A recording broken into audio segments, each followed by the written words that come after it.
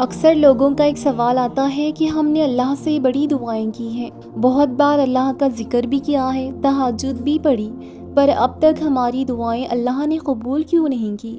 تو یاد رکھو حضرت محمد مصطفیٰ صلی اللہ علیہ وسلم نے فرمایا، جب بھی تم اللہ سے دعا کرو اور اپنے گمان کو درست رکھو، کیونکہ اللہ تعالیٰ اپنے بندے سے اس کے گمان کے ساتھ معاملہ فرماتا ہے، اور تم اس یقین کے ساتھ دعا کرو کہ اللہ دعائیں قبول کر لے گا۔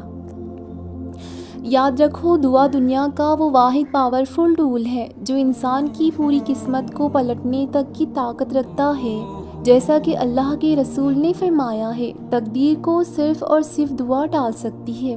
اللہ نے دعا میں اتنی طاقت رکھی ہے، اگر قسمت کا قلم تمہارے لیے کوئی دکھ لکھنے کا ارادہ رکھتا ہے تو دعا ہی وہ واحد چیز ہے جو اسے روک سکتی ہے۔ یاد رکھو، تم جتنی دفعہ دعا کے لیے ہاتھ اٹھاتے ہو نا، تو اللہ تعالیٰ اتنی دفعہ تمہاری دعاؤں کا جواب دیتا ہے۔ تم یہاں ایک خطرے کے لیے روتے ہو، وہ وہاں تمہارے لیے 7 سمندر دینے کو تیار ہے۔ عطا کی تدبیریں وہ خود بناتا ہے۔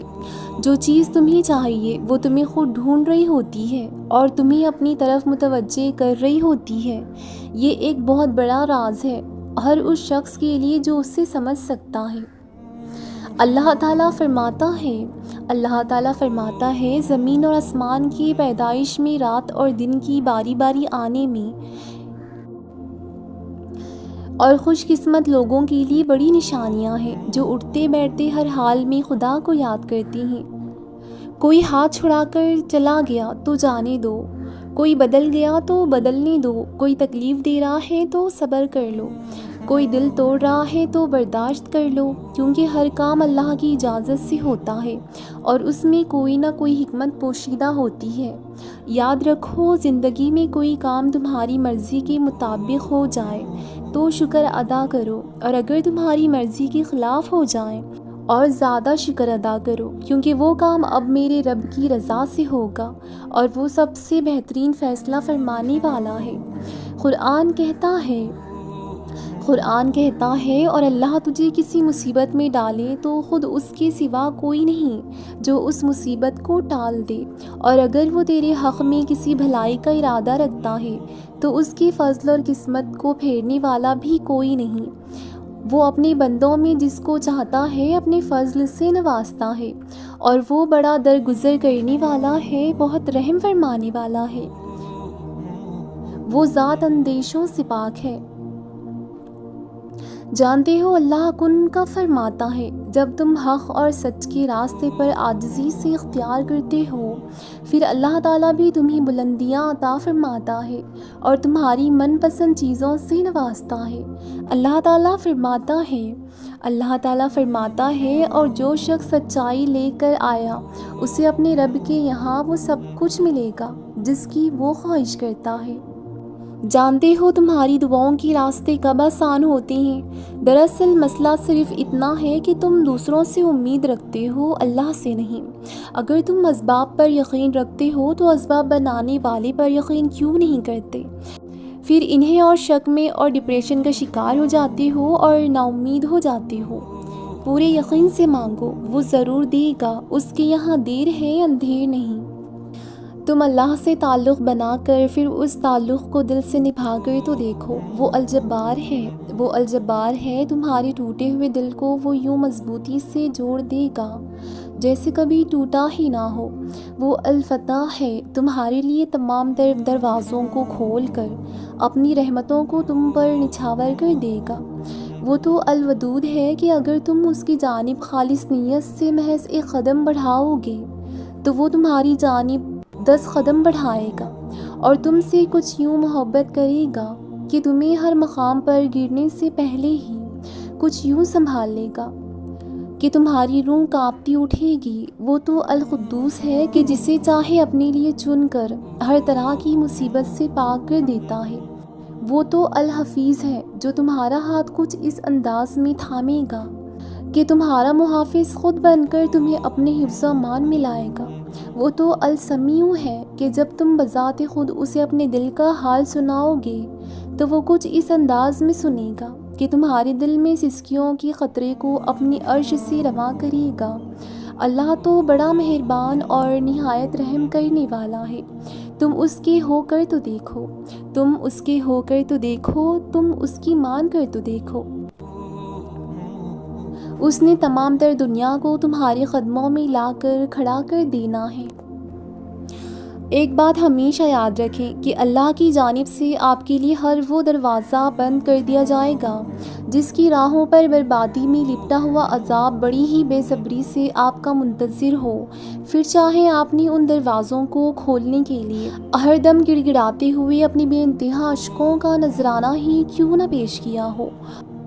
اور پھر اللہ تو اپنے بندے سے ایسے ہی محبت کا حق ادا کیا کرتا ہے کہ ہماری رونے اور گڑ گڑانے پر بھی ان دروازوں کو نہیں کھولتا جن کے کھل جانے پر جہنم کی آگ سے بڑی ہی شدت سے ہمارا انتظار کر رہی ہو۔ جو چیز ہمارے حق میں بہتر نہ ہو وہ کسی صورت یا کسی حال میں بھی نہیں مل سکتی، پھر چاہے وہ دروازے آپ کے سامنے ظاہری طور پر جنت جیسے ہی کیوں نہ لگ رہے ہوں، اور آپ ان کو کھولنے کی غرض سے تہجد میں آسمان کی جانب متوجہ ہوتے ہوئے گڑ گڑائیں یا غلاف کعبہ پکڑ کر اپنی ضد پر اڑ جائیں، وہیں بیٹھ جائیں۔ اللہ پر تو ہر شے ظاہر ہے، اور وہ یہ بھی جانتا ہے کہ آپ سے آپ کی ہی من پسند شے کو دور کر دیا گیا تو آپ کس انتہا تک قریب رہو گے۔ اللہ پر تو ہر شے، ہر چیز ظاہر ہے۔ وہ یہ بھی جانتا ہے کہ اگر آپ سے آپ کی ہی من پسند شے کو دور کر دیا گیا تو آپ کس قدر ٹوٹ جاؤ گے، موجود اذیت میں مبتلا رہو گے۔ آپ کو اس شے کا خیال بھی بار بار آئے گا اور آنکھوں سے اشک بھی بے اختیار جاری ہوں گے، لیکن اگر آپ کی اس شے کے حوصلے سے تڑپ کو جانتے ہوئے بھی آج آپ کے لیے کوئی ایسا دروازہ بند کر دیا گیا کہ جس کی چاہ رکھتے ہوئے آپ نے تہجد پڑھنا شروع کیا تھا، گڑ گڑاتے رہے تہجد میں، ہر دم ہر لمحے جھولی پھیلائے دعائیں بھی مانگتے رہے، تو اس سب کے پیچھے اللہ کی جانب سے ضرور کوئی بڑی مصلحت اور حکمت ضرور پوشیدہ ہے جو وقت کے ساتھ ساتھ آپ پر ظاہر ہوتی چلی جائے گی۔